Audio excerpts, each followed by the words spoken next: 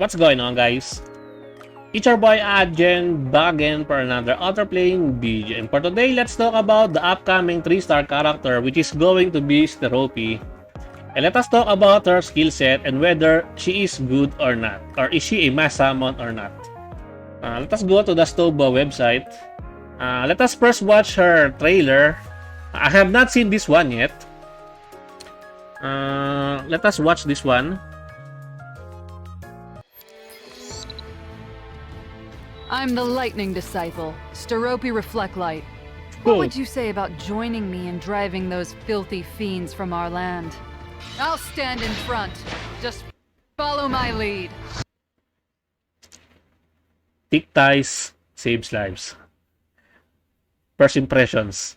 Thick ties saves lives. I'll smash you to bits! Take this! Divine retribution! Even the mightiest wave will break upon me. Not a survivor in sight. Good job. Oh. What is this, man? What is this? Yo.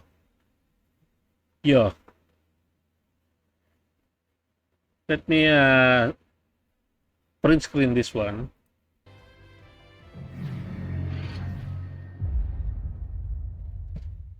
Nice. Thick ties saves lives. Well, that is the upcoming 3-star character which is named Sterope, and she's going to be a dark element. Finally, we have a dark element character and a defender at that, a tank. So the new hero Sterope will be added to normal recruit after the drop rate up event ends. So she is not a limited character. So her skill 1 shatter. It does not have any cooldown. Attacks an enemy. If Sterope had the buff before attacking, activates an additional attack and grants divine retribution. So she will double attack. And divine retribution increases damage dealt by all allies by 4%. It can go max up to 15 stacks. So 4 times 15 is 60%, right? And she attacks twice. So when she attacks, you already get 8% attack buff. I mean damage buff. It's not an attack buff, it's a damage buff.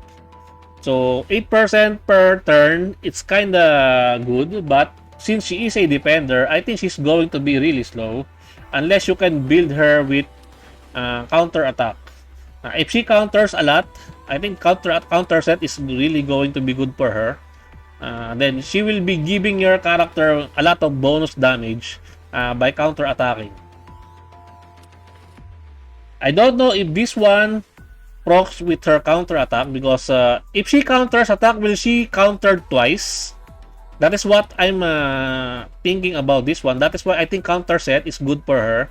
If she counters, will she attack twice for this one? We will see when we get her, but this one has a lot of advantage. Why? As you can see, the skill enhancement level up to, if you max this skill, she will be getting weakness gauge +2. Normally, it's only weakness gauge +1, right? Let us take a look at one character here. Let us say, for example, Notia.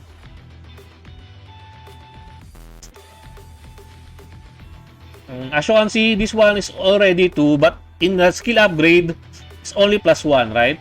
So if we are going to be, if my assumption is correct, this +1 and +1, it's going to be usually -3 weakness gauge.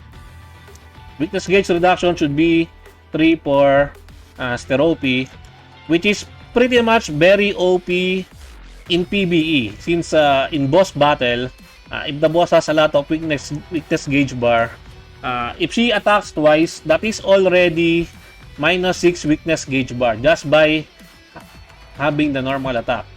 That seems pretty OP. And if you can break the boss really fast, then that is a huge advantage for you, since you will be dealing lots of damage. You will be able to inflict lots of debuffs to the boss when the boss is broken. So yeah, this S1 is really good for PvE. In PvP also because of the buffs, of the damage buff. If this one procs in counter set, damn, this one is really powerful. And also you can burst this one. Another +1 if you burst this one. As you can see, in burst skill level 1, +1 weakness gauge damage with additional attacks. With additional attacks, increases damage. Okay, so it's going to be +3. Now it's going to become 4. 4 weakness gauge reduction, and if she attacks twice, it's going to be 8 or maybe 7 only. 4 plus 3, I think that is 4 plus 3 only. So 7 weakness gauge reduction. That is what I am guessing by understanding her skill set. And then burst skill level 2 increases speed per 1 turn. This might be because she is a tank, so she has somewhat low speed, natural low speed base. She might be needing this one, but I think this one, the burst skill level 1, is already pretty good. So her S2 is going to be a passive skill because there are no cooldowns to this one. Begin the Crusade. Kiraunos reduces healing received by 50%. Before enhancing skill, so grants Kiraunos to allies and enemies for 3 turns at the start of the battle. And then after enhancing, grants Kiraunos to allies and enemies for 3 turns at the start of the battle. So both your team and both your enemy will get this debuff, which is reduced healing received. So RIP healers, but maybe Main is still not affectable by this one. But Tio is really hard countered by this one. Yes. And then and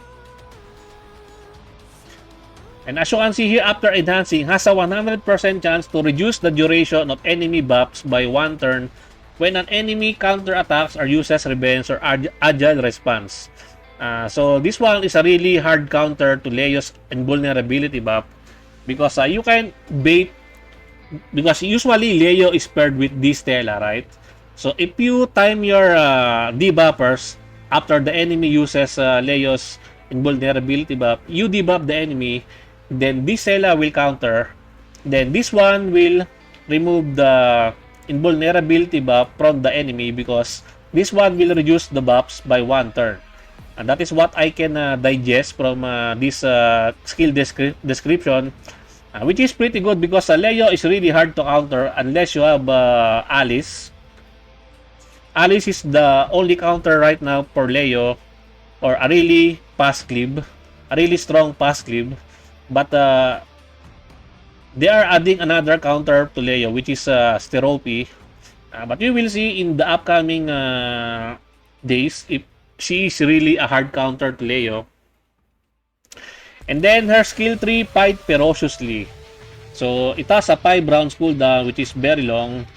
Before enhancing, grants increased accuracy and effectiveness to all allies for 2 turns. And then after enhancing, grants increased accuracy and effectiveness to allies for 3 turns and reduces the skill cooldowns of the ally with the highest attack by 2 turns.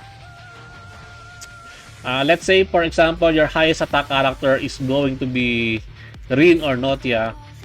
And then this one is really good for them. I think Sterope in Notia is a really good combination. High evasion Notia with a lot of effectiveness and evasion to debuff the enemy by with poison and reduce attack, and also silencing them. I think that one is a really good combo. That is what I'm gonna be planning testing out when she becomes available into the game. So yeah, all in all, this one has a 3 rounds cooldown because of the upgraded skill here. No, it's only 4 because reduces skill cooldown by 1 turn only. Okay.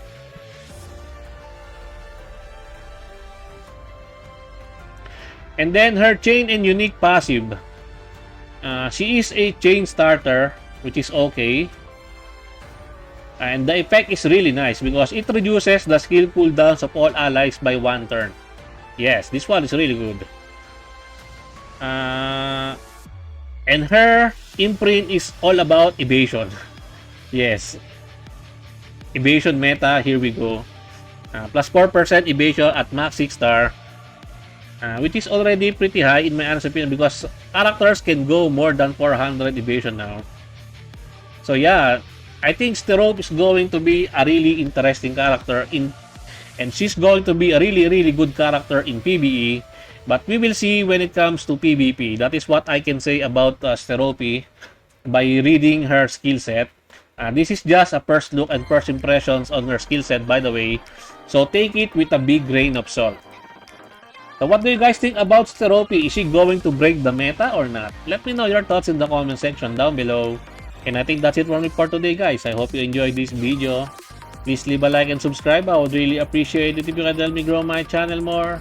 And thank you to everyone who are supporting my channel. I appreciate every one of you. Until next time, peace.